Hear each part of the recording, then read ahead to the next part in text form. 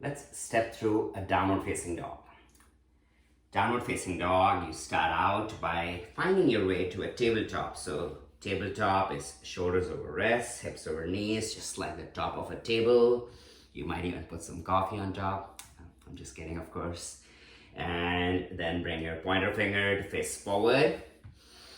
And notice my hands are at least shoulder width distance apart. So I like to take my pinky fingers all the way to the edges of your mat. In my shoulders, I create external rotation.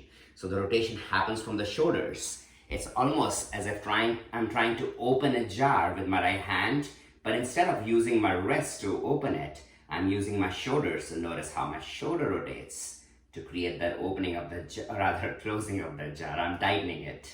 And if I use my left hand, like I'm opening a cookie jar, my favorite cookies, then it's the opening. So then it's, again, external rotation still, but in the other direction, like you open a jar.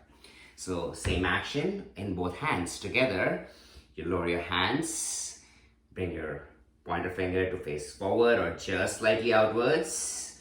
That reduces some of the pressure on the wrists as you take that action. Notice my feet are about hip width distance apart. The first thing I do is I tuck my toes and then I lift my knees. I try to press my chest as far back towards my thighs as I can. I can keep the bend in my knees to begin with.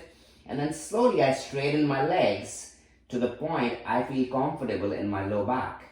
Notice like the thing we see most often in a down dog, especially as a newer practitioner, is kind of this pose here, where your shoulders are moving forward, your weight is more in your hands.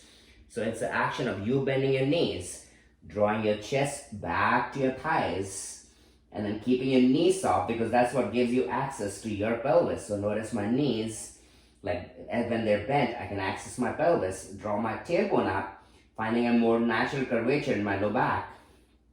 My hands still pressing down, my first knuckles especially really pressing down, and my heels tend down towards the ground. They might not touch. They don't have to touch completely. They're still slightly lifted. Open up to your collarbones. Gaze steady somewhere just ahead of your feet so your neck stays relatively relaxed. Breathe in and lower down. Namaste.